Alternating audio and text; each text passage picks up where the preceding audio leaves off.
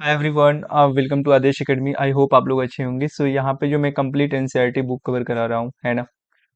हमारा अतीत class six का जो है, यहाँ पे हम लोग चैप्टर 4 कवर करेंगे, है ना। ऑलरेडी मैंने चैप्टर 1, 2 और 3 कंप्लीट करा दिया है, जो कि मैंने प्लेलिस्ट में बना दिया है, जा करके आप वहाँ पे चेकआउट कर सकते हैं।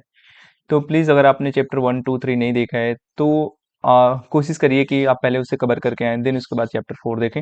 बिकॉज़ जो एनसीईआरटी के जो सारे चैप्टर होते हैं ना, वो एक दूसरे से इंटरकनेक्टेड होते हैं और ये कहानी के थ्रू लिखी गई होती है। आपको रट्टा नहीं मारना होता है। सिंपली आप बस चैप्टर वाइज़ पढ़ते जाइए और एक शॉर्ट नोट बना लीजिए, जो भी इम्पोर्टेंट पॉइंट है। एग्ज़ाम से पहले बस उसे रिवीजन कर लीजिए, है ना। आई थिंक ये इनफ होगा। हम लोग चैप्टर 4 में ये पढ़ेंगे, क्या बताती हैं हमें किताबें और कब्रें। इस चैप्टर का नाम है ना। तो जिन्होंने अभी लाइक डीएलएड या बीएड कर रहा हो, या फिर वो कंप्लीट कर लिया है, सीटेट की प्रिपरेशन कर रहे हैं, केवीएस की, या किसी भी अनदर एग्जाम में वनडे एग्जामिनेशन का आप प्रिपरेशन कर रहे हैं, तो उनके लिए काफ़ी हेल्पफुल वीडियो होने वाला है ना। यहाँ पे मैं हिस्ट्री का जो इतिहास है, उन सारी मतलब सारे चैप्टर वाइज और मैं क्लास वाइज हर एक चीज़ कवर करूंगा, है ना। सो दैट जो सीटेट का जो पेपर 2 है, उसमें यहाँ से line by line question put up करता है। तो और इस बार का जो आपने देखा है कि परसेंटेज कितना कम रहा है ना, बहुत 7 से 8% ही लोग पेपर 2 क्वालिफाई कर पाए हैं बिकॉज ऑफ दिस। क्योंकि एनसीईआरटी का सब लोग क्या करते हैं, कहीं से मैराथन देख लेते हैं ऐसे, तो वहाँ से कवर नहीं होता। तो इसलिए मैंने यहाँ पे कोशिश कर रहा हूँ कि मैं लाइन चैप्टर वाइज करा दूँ, है ना। सो दैट ये काफ़ी हेल्पफुल हो। तो मैं यहाँ पे कंप्लीट एनसीईआरटी बुक कवर करा रहा हूँ गाइज। तो आप प्लीज़ प्ले लिस्ट में जा करके चैप्टर 1, 2 और 3 जा करके देख सकते हैं, है ना। सो हम लोग शुरू करते हैं ना यहाँ पे एनसीईआरटी। और एक चीज़ और, मैं आपको डिस्क्रिप्शन में लिंक दे दूंगा, सो दैट आपको इजीली मिल जाए चैप्टर 1, 2, 3 जाकर आप कवर कर सकते हैं, है ना। सो प्लीज़ गाइज, यहाँ पे अगर आपको सच में ये वीडियो जेन्युइन लग रहा है, काफ़ी अच्छा इन्फॉर्मेशन लग रहा है, तो please like the video and share. और अपने फ्रेंडों के साथ जरूर शेयर करें, जिनको भी एनसीईआरटी पूरी कंप्लीट करनी है ना। तो आइए हम लोग स्टार्ट करते हैं। यहाँ पे अध्याय क्या है, सॉरी गाइज, वेट। जहाँ पे हम लोग देखते हैं ना, यहाँ पे चैप्टर 4 है, जो कि मैंने ऑलरेडी इसका नेम बता दिया है आपको। क्या बताती हैं हमें किताबें और कब्रें, है ना। तो अब इसको हम लोग बहुत अच्छे से पढ़ेंगे। हालांकि आपने सुना होगा वेद वगैरह के बारे में, तो यहाँ पे कवर होगा, है ना। तो यहाँ से बहुत सारे क्वेश्चन पुटअप किए जाते हैं। एक यहाँ पे एक छोटा सा स्टोरी दिया है, जो काफ़ी इंटरेस्टिंग लगता है मेरे को एनसीईआरटी का। तो मैं यहाँ पे जरूर पढ़ना चाहूंगा। जैसे ही घंटी बजी, शिक्षक ने छात्रों को अपने साथ आने को कहा। आज वे पहली बार पुस्तकालय जा रहे थे। मेरी ने देखा कि पुस्तकालय उसकी कक्षा में काफी बड़ा था और वहाँ किताबें से भरे कई रैक थे। वहाँ पे बहुत ज्यादा किताबें भरी हुई थी। कोने में एक अलमारी थी, जो मोटी मोटी किताबों से भरी थी। मेरी ने एक अलमारी खोलने की कोशिश करते देख शिक्षक ने कहा। जैसे ही मेरी ने क्या किया, अलमारी खोल रहा था, शिक्षक ने देखा और कहा, उस अलमारी में अलग अलग धर्मों से जुड़ी जुड़ी हुई महत्वपूर्ण किताबें हैं। इसका ध्यान रखिएगा, अलग अलग धर्मों से जुड़ी महत्वपूर्ण किताबें हैं। क्या तुम्हें मालूम है, हमारे पास वेदों का भी संग्रह है। यहाँ पे देखो, वेद का नाम लिया गया है। मेरी ने सोचने लगी, वेद क्या है, चलो पता लगाएं। अब मेरी पूछती है, लाइक सोचने लगती है कि वेद होता ही क्या है, इतना मोटी मोटी किताबें हैं। और जो शिक्षक हैं, वो बोल रहे हैं कि लाइक ये क्या है, आप वेदों की किताबें हैं, है ना। थोड़ा सा मैं इसे जूम आउट करता हूँ, या थोड़ा सा जूम कर लिया गाइस। ओके। हाँ, अब देखते हैं यहाँ पे हम लोग दुनिया के प्राचीनतम साहित्य स्रोतों। अब जैसे होता है, एक साहित्य स्रोत होते हैं ना, जैसे आप प्राचीन चीजों को जानने के लिए, जैसे अभी से पहले हम लोग बहुत सारे खंडहरों के साथ प्राचीन चीजों के बारे में हम लोग जाने कि क्या होता था, कैसे होता था। अब वेदों के थ्रू भी हम लोग क्या कर सकते हैं, आरंभिक जो पहले की चीजें थी, या पहले की जो सभ्यता थी, पहनावे थे, हर चीज उनको भी हम लोग जान सकते हैं। तो यहाँ पे लिखा है, शायद तुमने वेदों के बारे में सुना होगा। वेद 4 होते हैं। क्वेश्चन यहाँ से क्वेश्चन पूछता है guys, वेद कितने होते हैं? 4। ऋग्वेद, सामवेद, यजुर्वेद तथा अथर्ववेद। ओके। तो यहाँ पे इनका मीनिंग भी आपको पता होना चाहिए, है ना, कि कौन वेद क्या बताना चाहता है। जैसे मैं यहाँ पे करूँ, ऋग्वेद सबसे पुराना वेद है, ये क्वेश्चन पूछता है। सामवेद होता है, ये क्या है, संगीत का वेद है, इसमें ना आपको संगीत वगैरह भी मिलेगा। यजुर्वेद, य से यजुर्वेद होता है, य से यज्ञ भी होता है आपका, है ना। तो इसमें यज्ञ वगैरह की बात की जाती है। अथर्ववेद, ये जादू टोना की यहाँ पे बात की जाती है। ओके गाइस, तो वेद 4 होते हैं और इनका क्या अर्थ होता है। सबसे प्राचीनतम वेद आपका ऋग्वेद है ना। यहाँ पे लिखा है, सबसे पुराना वेद ऋग्वेद है, जिसकी रचना लगभग 3500 साल पहले हुई। ऋग्वेद में 1000 से ज्यादा प्रार्थनाएं हैं। ये क्वेश्चन पूछता है गाइज, कि जो ऋग्वेद में है, उसमें क्या है, 1000 से ज्यादा प्रार्थनाएं हैं, जिन्हें हम लोग क्या बोलते हैं, सुक्ति बोलते हैं। हाँ, सुक्ति किसे बोलते हैं, जो प्रार्थनाएं हैं ना, उन्हीं को हम लोग सुक्ति बोलते हैं।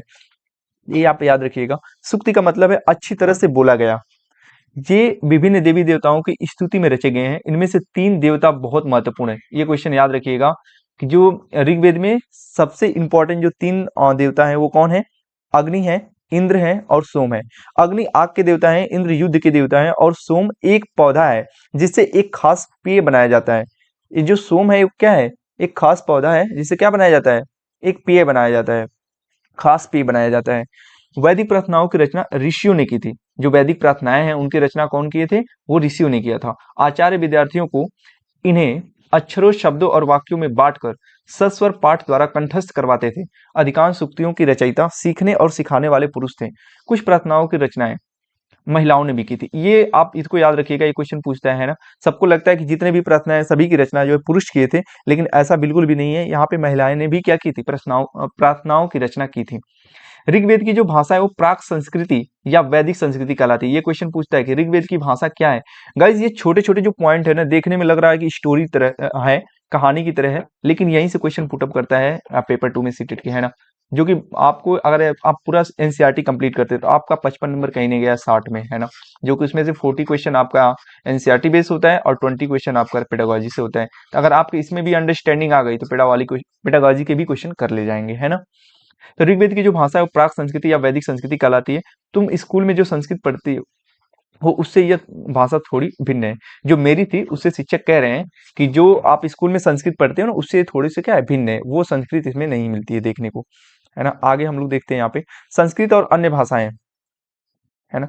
संस्कृत और अन्य भाषाएं, इसमें भी थोड़ा क्वेश्चन आता है। जैसे कह रहा है कि संस्कृत भाषा भारत यूरोपीय भाषा परिवार का हिस्सा है। भारत की कई भाषाएं असमिया, गुजराती, हिंदी, कश्मीरी और सिंधी। और यहाँ पे लिखा है एशियाई भाषाएं जैसे फारसी तथा यूरोप की बहुत सी भाषाएं जैसे अंग्रेजी, फ्रांसीसी, जर्मन, यूनानी, इतालवी, स्पेनिश आदि इसी परिवार से जुड़ी हुई हैं। उन्हें एक भाषा परिवार इसलिए कहा जाता है क्योंकि आरंभ में उनमें कई शब्द एक जैसे थे। उदाहरण के लिए मातृ संस्कृत, जैसे यहाँ पे देखिए माँ हिंदी और मदर अंग्रेजी शब्द को देखो।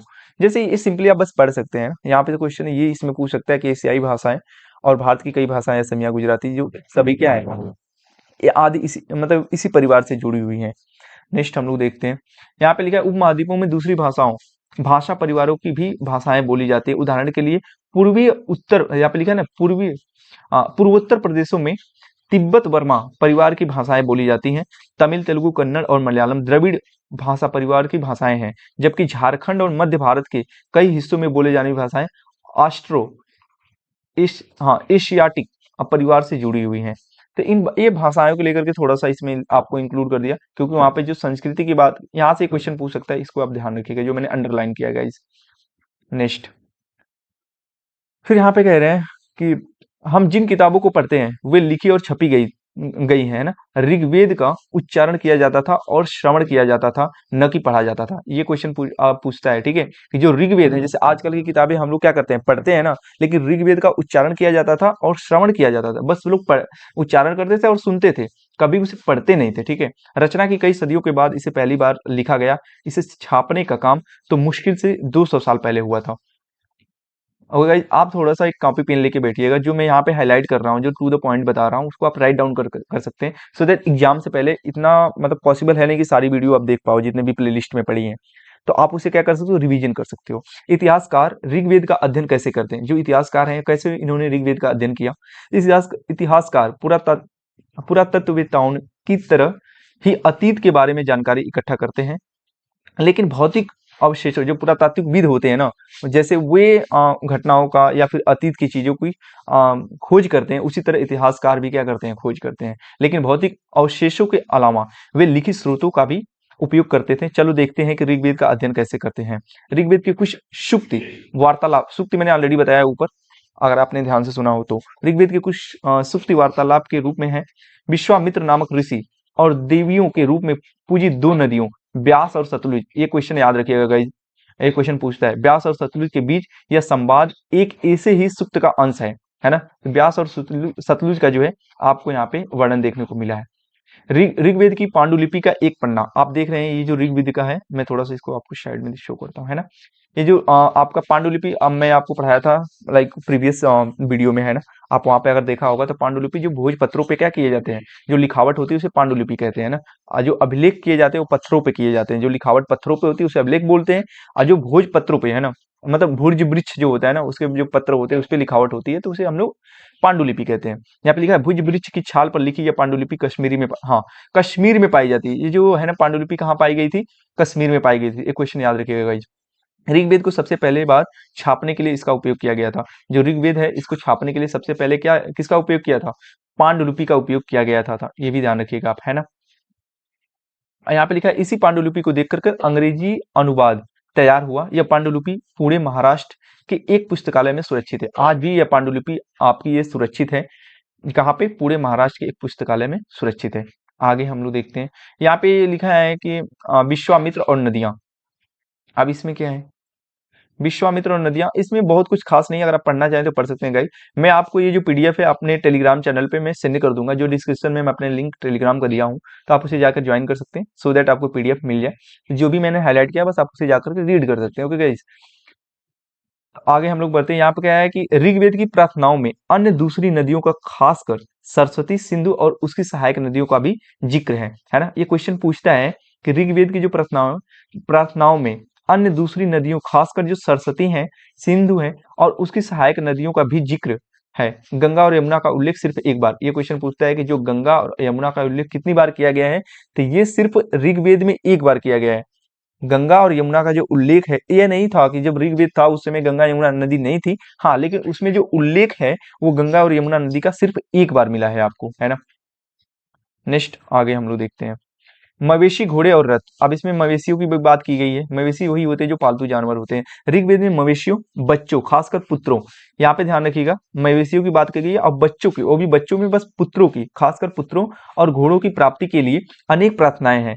घोड़ों को लड़ाई में रथ खींचने के काम में लाया जाता था। इन लड़ाइयों में मवेशी जीत कर लाए जाते थे। लड़ाइयों वैसे जमीन के लिए भी लड़ी जाती थी। जो लड़ाइयाँ होती थी उसमें खास करके मवेशियों को जीत कर लाया जाता था। और जमीन के लिए भी लड़ाई लड़ी जाती थी। अच्छे चारागाह जहाँ पे पाए जाते थे वहां के लिए भी मतलब लड़ाई लड़ी जाती थी, सो दैट वो चारागाह मेरा हो जाए। जैसा जल्दी फिर यहाँ पे जो जहाँ पर जौ जैसे जल्दी तैयार हो जाने वाली फसलें को मतलब उपजाया जा सकता था, जहाँ की जमीनें बहुत जल्दी क्या करती थी, बहुत ही उपजाऊ होती थी जौ को लेकर के, है ना। तो वहां पे कुछ लड़ाइयाँ पानी के स्रोतों और लोगों को बंदी बनाने के लिए भी लड़ी जाती थी। कुछ कुछ लोग जो थे उनको बंदी बनाने के लिए, और जहाँ पे पानी अच्छे मतलब अधिक मात्रा में पाया जाता था वहां के लिए भी, है ना। कुछ लड़ाइयाँ पानी के स्रोत, जैसे जहाँ पे नदियां बहुत अच्छी हैं, वहाँ की जो अगल बगल की जो आ, जमीन है उपजाऊ है, वहाँ पे फसल अच्छी होती, तो वहां के लिए भी लोग क्या करते थे, लड़ाइयाँ लड़ते थे। युद्ध में जीते गए धन का कुछ भाग सरदार रख लेते थे। हाँ, ये जो युद्ध में जीता गया जो धन होता था, कुछ का कुछ भाग जो है सरदार ले लेते थे, तथा कुछ हिस्सा पुरोहित को दे दिया जाता था। शेष धन आम लोगों में बांट दिया जाता था। कुछ धन यज्ञ करने के लिए प्रयुक्त होता था। कुछ जो धन बचते थे उसे यज्ञ की आग में आहुति दी जाती थी। ये ध्यान रखिएगा, यज्ञ की आग में आहुति किसकी दी जाती थी, ये आहुतियां देवी देवताओं को दी जाती थी। घी, अनाज और कभी कभी जानवरों की भी आहुति दी जाती थी, है ना। किसका किसका आहुति, जैसे घी से, अनाज और कभी कभी जानवरों की भी आहुति दी जाती थी। ये ध्यान रखिएगा, है ना। नेक्स्ट आगे कह रहे हैं, अधिकांश पुरुष इन युद्धों में भाग लेते थे, कोई अस्थाई सेना नहीं होती थी। ये ध्यान रखिएगा, उस समय कोई भी अस्थाई सेना नहीं होती थी, इसको आप याद रखिएगा, है ना। ये नहीं कि पहले के जो राजा थे वो अस्थाई सेना अपना, जैसे आजकल है ना कि सेना है, जब लड़ाई लगती है तो उनको ले जाओ, लेकिन उस समय पहले कोई अस्थाई सेना नहीं होती थी। लेकिन लोग सभाओं में मिलते जुलते थे और युद्ध व शांति के विषय में सलाह मशविरा करते थे। वहां के ऐसे लोगों को अपना सरदार चुनते थे जो बहादुर और कुशल योद्धा था। वहां के लोग सरदार उसी को चुनते थे जो बहुत ही बहादुर होता था और कुशल योद्धा होता था, उसे लोग सरदार चुना करते थे। लोगों की विशेषता बताने वाले शब्द क्या क्या हो सकते हैं ना, जैसे यहाँ पे हम लोग देखें तो लोगों का वर्गीकरण काम, भाषा, परिवार या समुदाय, निवास स्थान या सांस्कृतिक परंपरा के आधार पर किया जाता था।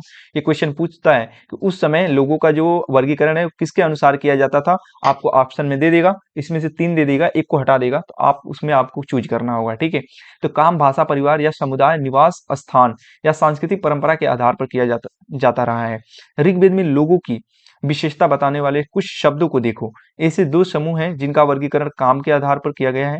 ऐसे कितने समूह हैं? दो समूह हैं जिनका वर्गीकरण काम के आधार पर किया गया है। जैसे क्या है? पहले पुरोहित, जिन्हें कभी कभी ब्राह्मण कहा जाता था, तरह तरह के यज्ञ और अनुष्ठान करते थे। दूसरे लोग थे राजा। पहले आपके थे पुरोहित और दूसरे कौन थे? राजा। अब पुरोहित का काम आपको पता चल गया, जिन्हें ब्राह्मण बोला जाता था, ये क्या है? तरह तरह के यज्ञ का अनुष्ठान कराते थे। और इसमें राजा हैं, ये राजा वैसे नहीं थे जिनके बारे में तुम बाद में पढ़ोगी। ये मेरी से ही बता रहे हैं वो शिक्षक जो है ना, एज ए कहानी, स्टोरी के थ्रू। ये न तो बड़ी राजधानियों और महलों में रहते थे, इन है ना, न इनके पास सेना थी, न ही ये कर वसूलते थे। प्राय राजा की मृत्यु के बाद उनका बेटा अपने आप ही शासक नहीं बन जाता था। ये भी क्वेश्चन आप याद रखिएगा। जैसे ये बहुत ज्यादा बाद में परंपरा चलने लगी कि जो राजा होता था उसका जो सबसे बड़ा बेटा होता था वही क्या बन जाता था? शासक बन जाता था, है ना गाइस। लेकिन यहाँ पे सबसे बड़ी बात है कि प्राय राजा की मृत्यु के बाद उसका बेटा अपना मतलब अपने आप ही शासक नहीं बन जाता था। यहाँ के लोग सरदार उसी को चुनते थे जो काफी कुशल होता था और बहादुर होता था, है ना। नेक्स्ट हम लोग यहाँ पे देखते हैं। सो गाइस, जो मैं यहाँ पे हाईलाइट करा रहा हूँ, ऑलरेडी हाईलाइट किया हूँ या फिर अंडरलाइन कर रहा हूँ, उसको आप प्लीज राइट डाउन करिएगा, है ना। मतलब जनता या पूरे समुदाय के लिए दो शब्द का इस्तेमाल होता था। एक था जन, जिसका प्रयोग हिंदी व अन्य भाषाओं में आज भी होता है। दूसरा शब्द है विश, है ना, जिससे वैश्य शब्द निकला है। इस विषय पर तुम अध्याय 5 में विस्तार, हम लोग इसमें अभी ये अध्याय 4 चल रहा है, 5 पे भी हम लोग विस्तार से इस पे पढ़ेंगे, है ना। फिर कह रहा है ऋग्वेद में विष और जनों के नाम मिलते हैं, इसलिए हमें पुरुषजन या विष, भरतजन या विष, यदुजन या विष जैसे कई उल्लेख मिलते हैं। जिन लोगों ने इन प्रार्थनाओं की रचना की है वे कभी कभी खुद को आर्य कहते हैं। हाँ, ये ध्यान रखिएगा, जिन्होंने प्रार्थनाओं की रचना की है वो कभी कभी खुद को ही क्या कहते थे? आर्य कहते थे। तथा अपने विरोधियों को दास या दुष्य कहते थे। दुष्य वे लोग होते थे जो यज्ञ नहीं करते थे और शायद दूसरी भाषाएं बोलते थे। हाँ, दुष्य वही होते थे, जो दास वो होते थे जो यज्ञ में पार्टिसिपेट नहीं करते थे, है ना, और शायद वे दूसरी भाषाओं का मतलब भाषाओं को बोलते थे। बाद के समय में दास स्त्रीलिंग दासी होता है। दास का दासी शब्द का मतलब गुलाम हो गया। ये ध्यान रखिएगा, जो दास का जो शब्द का जो मतलब होता था, जो मीनिंग है, वो गुलाम हो गया। दास वे स्त्री और पुरुष होते थे जिन्हें युद्ध में बंदी बना लिया जाता था। उन्हें उनके मालिक की जायदाद माना जाता था। जो भी काम मालिक चाहते थे उन्हें वह सब करना पड़ता था। जो दास होते थे ना, उन्हें क्या किया जाता था? युद्ध के समय जब आप वो जीत जाते थे तो उन्हें क्या कर लेते थे? वो बंदी बना लेते थे और उन्हें राजा का हर एक बात मानना पड़ता था, जो वो कहते थे उन्हें करना पड़ता था। जिस युग में उपमहाद्वीप के उत्तर पश्चिम में ऋग्वेद की रचना हो रही थी, उसी समय दूसरी जगह पर एक अलग तरह का विकास हो रहा था। देखो वहाँ क्या हो रहा था, है ना। जैसे यहाँ पे क्या, वहाँ पे अलग तरह का विकास हो रहा था। अब यहाँ पे हम लोग पढ़ेंगे खामोश प्रहरी, कहानी महापाषाणों की। महापाषाण की मीनिंग पूछ लेता है कभी कि महापाषाण का मीनिंग मतलब क्या होता है ना। ये शिलाखंड महापाषाण, महा प्लस पाषाण, है ना। तो महा मतलब होता है बड़ा, पाषाण मतलब पत्थर, नाम से जाना जाता है। इसका आपको अर्थ पूछता है गाइस। ये पत्थर दफन करने की जगह पर लोगों द्वारा बड़े करीने से लगाए गए थे। महापाषाण कब्रें बनाने की प्रथा लगभग 3000 साल पहले शुरू हुई थी। यह प्रथा दक्कन, दक्षिण भारत, उत्तर पूर्वी भारत और कश्मीर में प्रचलित थी। यह प्रथा कहाँ कहाँ प्रचलित थी? दक्कन, दक्षिण भारत, उत्तर पूर्वी भारत और कश्मीर में प्रचलित थी। आगे हम लोग देखते हैं कुछ महत्वपूर्ण महापाषाण पुरास्थल मानचित्र 2 में देखिए, फिर आप उसको देख सकते हैं। अभी दिखाएंगे हम आपको। महापाषाण जमीन के ऊपर भी दिखाए जाते थे, कुछ महापाषाण जमीन के भीतर भी होते थे। जैसे अब हम लोग देखते हैं, यहाँ पे आप देख सकते हैं ना, ये अभी आप इसके बारे में मैं अभी आपको बताऊंगा। ये काफी इंटरेस्टिंग है। नेक्स्ट यहाँ पे दिया है, कई बार पुरातात्विक विदों को गोलाकार सजाए हुए पत्थर मिलते हैं। कई बार अकेला खड़ा हुआ पत्थर मिलता है। ये एकमात्र प्रमाण है जो जमीन के नीचे कब्रों को दर्शाते हैं, है ना। जैसे आप देख रहे हैं यहाँ पे गोल गोल पत्थर भी दिख रहे हैं, कहीं कहीं आपको खड़ा जमीन के अंदर पत्थर मिलेगा। महापाषाणों के निर्माण के लिए लोगों को कई तरह की काम करने पड़ते थे। हमने जो कार्यों की सूची बनाई है उन्हें क्रमबद्ध करो। कह रहा है गड्ढे खोदना, शिलाखंडों को ढोकर लाना, बड़े पत्थर का तराशना और मरे हुए को दफनाना। इन सब कब्रों में कुछ समानताएं हैं। समानता मृतकों को खास किस्म के मिट्टी के बर्तन के साथ दफनाया जाता था, जिन्हें काले लाल मिट्टी के बर्तन या ब्लैक एंड रेड वेयर के नाम से जाना जाता है। इनके साथ ही मिले लोहे के औजार और हथियार, घोड़े के कंकाल और सामान तथा पत्थर और सोने के गहने भी रहते थे। एक चीज ध्यान रखिएगा, ये जो फिगर आपको दिख रहा है ना, यहाँ पे जैसे ताबूज टाइप यहाँ पे बना दिया गया है, जिसमें क्या किया जाता है, शव को यहाँ पे रख दिया जाता था। और ये देख रहे हैं आप सर्कल टाइप जो बनाया गया है, इसको ध्यान से देखिए, है ना। पहले के लोग क्या करते थे, यहाँ पे उनके परिवार के किसी एक मेंबर का डेथ होने पर वहां पे दफना देते थे, है ना। लेकिन दूसरे का जब डेथ होता था, ये देख रहे हैं ना, जैसे घर में एक दरवाजा टाइप होता है ना, मतलब एंट्री करने के लिए, वैसे इस ताबूज में, है ना, ये जो जमीन के अंदर है, यहाँ से ये क्या स्पेस बना देते थे सो दैट इसमें क्या कर सके, एंट्री कर सके, है ना।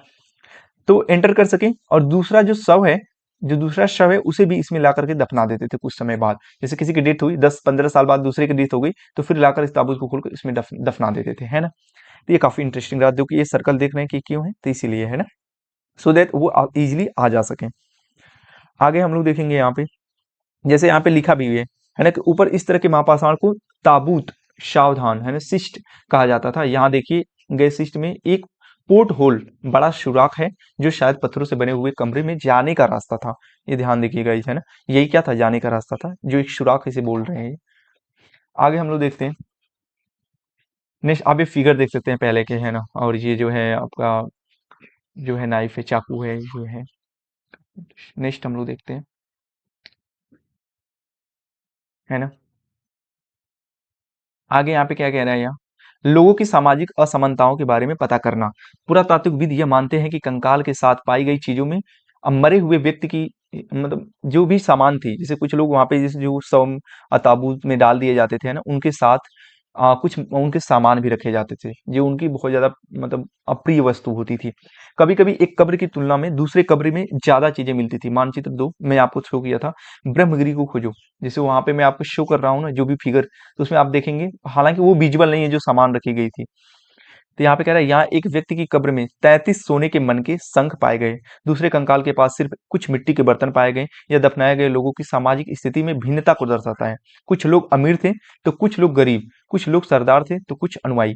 कहने का मतलब, जैसे मतलब वहां पे जो ताबूत था उसमें लोग दफनाए जाते थे, तो कुछ लोगों के साथ 33 मनकों का मतलब बहुत ज्यादा गहने आभूषण पाए जाते थे। इससे ये पता चलता था कि वो लोग काफी अमीर थे, राजा महाराजा थे या उनके घर के थे, सो दैट वहां पे क्या सोना चांदी उनके साथ रखा जाता था, है ना। लेकिन जो गरीब लोग थे, वो क्या मिट्टी के बर्तन में पानी पीते थे, मिट्टी मिट्टी का बर्तन ज्यादा यूज करते थे, इसलिए उनके ताबूत के साथ, उनके शव दफनाने के साथ वहां पे क्या किया जाता था, मिट्टी के बर्तन रख दिए जाते थे, या उनके जो कुछ प्रिय खिलौने होते थे उनको रखा जाता था, न कि सोने चांदी गहने रखे जाते थे, क्योंकि उनके पास उतना होता ही नहीं था, है ना। क्या कुछ कब्रगाहें खास परिवारों के लिए थी, जो कि मैं ऑलरेडी बता दिया। कभी कभी महापाषाणों में से एक से अधिक कंकाल मिले हैं, वे यह दर्शाते हैं कि शायद एक ही परिवार के लोग को एक ही स्थान पर अलग अलग समय पर दफनाया गया था। बाद में मरने वाले लोगों को पोर्ट होल के रास्ते कब्रों में लाकर दफनाया जाता था। ऐसे स्थान पर गोलाकार लगाए गए पत्थर या चट्टान चिन्हों का काम करते थे, जहां लोग आवश्यकता अनुसार शवों को दफनाने दोबारा आ सकते थे। मैं आपको फिर से दिखाता हूँ, सो देट वो आपको दिमाग में बन सके, है ना। यहाँ पर आ गई, मैं आपको यहाँ पे शो करता हूँ फिर, है ना, ये रहा। जैसे ये आप मैं यहाँ पे दिखा रहा ना, ये जो होल है, यहाँ पे किसी परिवार का एक बार दफनाने के बाद फिर उसी परिवार के किसी लोग का डेथ होता था, तो फिर इस होल के माध्यम से वे रास्ता बनाए थे, आकर फिर इसी में दफना देते थे, है ना। तो वही चीज मैं ऑलरेडी आपको बता दिया। नेक्स्ट यहाँ पे हम लोग देखेंगे, अब ये इनाम गांव जो लिखा गया है ना, इनाम गांव, ये क्वेश्चन पूछता है ना, बहुत ही बहुत फ्रिक्वेंटली ये क्वेश्चन यहाँ से आता है इनाम गांव के बारे में। यहाँ पे इनाम गांव लिखा है कि यह भीमा की सहायक नदी घोड़े के किनारे एक जगह है, सॉरी, यह भीमा की सहायक नदी घोड़ के किनारे एक जगह है। इस जगह पर 3600 से 2700 साल पहले लोग रहते थे। यहाँ वयस्क लोगों को प्रायः गड्ढे में सीधा लिटाकर दफनाया जाता था। जो वयस्क होते थे वो गड्ढे में उन्हें सीधा लिटाकर क्या कर दिया जाता, दफना दिया जाता था। उनका सिर उत्तर की ओर होता था, ये क्वेश्चन याद रखिएगा। दफनाते समय उनका जो सिर होता था वो उत्तर की तरफ होता था। कई बार उन्हें घर के अंदर ही दफनाया जाता था। ऐसे बर्तन जिसमें शायद खाना और पानी हो, दफनाए गए शव के पास रख दिए जाते थे। पहले के लोग ये मानते थे कि जो दफनाए जाते थे लोग, उनके साथ जो उनके खाने पीने की जो सामग्री उन्हें भी रख देते थे। उनको ये लगता था, वो विश्वास रखते थे कि इनके साथ ये चीजें जाएंगी, या फिर इनको ये खाने के लिए इनके रख दिया जाए, है ना। काफी उनको संतुष्टि होती थी। कई बार उन्हें घर के अंदर ही दफनाया दफनाया जाता था। ऐसे बर्तन जिनमें शायद खाना और मतलब वही पानी हो, जिसमें खाना पानी हो, मतलब खाने के लिए हो, पीने के लिए हो, दफनाए गए शव के पास रख दिए जाते थे। एक आदमी को 5 कमरों वाले मकान के आंगन में 4 पैरों वाले मिट्टी के एक बड़े संदूक में दफनाया गया था।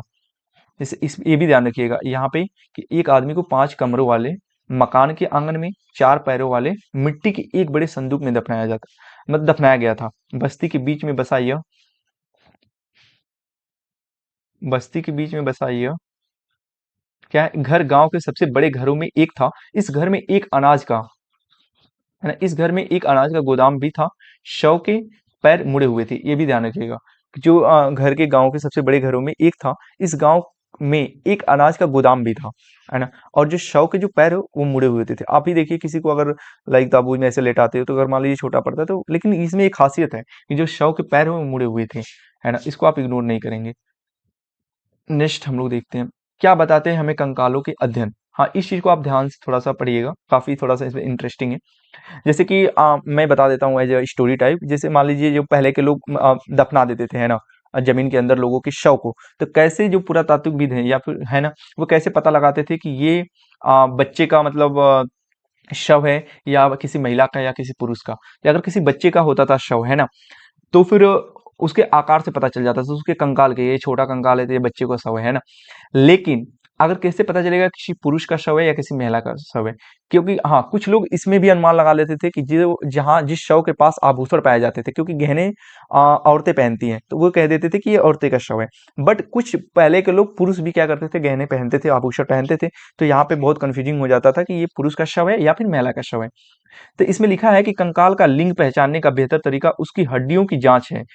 चूंकि महिलाएं बच्चों को जन्म देती हैं, ये काफी इंटरेस्टिंग फैक्ट है कि चूंकि महिलाएं बच्चों को जन्म देती हैं, इसलिए उनका कटी प्रदेश जो है या कुल्ला मतलब पुरुषों से ज्यादा बड़ा होता है और चौड़ा होता है। तो ये जो साइंटिफिक टर्म है कि जिनके जो शव, जिनकी हड्डियां वो पुरुषों की तुलना में जो उनके कुल्हे होते थे वो चौड़े होते थे, है ना, या फिर बड़े होते थे, इससे पता चल जाता था कि ये स्त्री का शव है। ये समझ कंकालों के आधुनिक अध्ययन पर आधारित है। आज के लगभग 2000 साल पहले चरक नाम के प्रसिद्ध वैद्य हुए थे। ये ध्यान रखिएगा, जो चरक है, ये क्वेश्चन पूछता है कि चरक ये क्या है, एक वैद्य थे। क्वेश्चन पूछ लेगा चरक कौन थे, तो एक वैद्य थे, है ना, वैद्य मतलब डॉक्टर जी। उन्होंने चिकित्सा शास्त्र पर चरक संहिता इन्होंने पुस्तक लिखी है, ये भी आप याद रखिएगा। वे कहते हैं मनुष्य के शरीर में 360 हड्डियां होती हैं। यह आधुनिक शरीर रचना विज्ञान में 206 हड्डियों से काफी ज्यादा है। संभवतः चरक ने अपनी गिनती में दांत, हड्डियों के जोड़े और कार्टिलेज को जोड़कर यह संख्या बताई थी, इसलिए उन्होंने बोल रहे थे कि 360 हड्डियां होती हैं। आगे हम लोग देखते हैं। ओके गाइज, फिर यहाँ पे है आपका इमा देखिए, थोड़ा सा मैं इसको साइड करता हूँ। हाँ, इनाम गांव के लोग के काम धंधे। यहाँ पे लोग क्या करते थे, यहाँ पे इनाम गांव से क्वेश्चन आता है ना। इनाम गांव में पुरातात्विक विदों को गेहूं, जौ, चावल, दाल, बाजरा, मटर और तिल के बीज मिले हैं। अब ये भी क्वेश्चन कैसे पूछता है, आपको जैसे 4 ऑप्शन दे देगा, है ना, उसमें से बोल देगा इनाम गांव में पुरातात्विक ने किस किस फसलों को खोजा था। तो आपको गेहूं दे दिया, जौ, चावल, और उसमें कुछ दूसरा देगा, कपास या कुछ और दे देगा, बोलेगा कौन सा डिफरेंट है। तो आपको याद रखना है, गेहूं, जौ, चावल, दाल, बाजरा, मटर और तिल के बीज मिले हैं। कई जानवरों की हड्डियां भी मिली हैं। कई हड्डियों पर काटने के निशान से यह अंदाजा होता है कि लोग इन्हें खाते थे। जो हड्डियों पे निशान होते थे, तो इससे लगता था कि इनके लोगों ने क्या किए, मतलब काटे हैं और खाना मतलब भोजन के तौर पे यूज किए हैं। गाय, बैल, भैंस, बकरी, भेड़, कुत्ता, घोड़ा, गधा, सुअर, सांबर और चितकबरा हिरण, कृष्ण मृग, खरहा, नेवला, चिड़िया, घड़ियाल, कछुआ, केकड़ा और मछली की हड्डियां भी पाई गई हैं। ऐसे साक्ष्य मिले हैं कि बेर, आंवला, जामुन, खरूज मतलब खजूर और कई तरह की रस भरियां एकत्र की जाती थी। हाँ, ऐसे भी साक्ष्य पुरातात्विक विदों को मिला है, यहाँ पे बेर, आंवला, जामुन, खजूर और कई तरह की जो रस भरी एकत्र की जाती थी, पहले के लोग इकट्ठा करते थे। तो उन्होंने क्या किया, इसे भी ढूंढा है।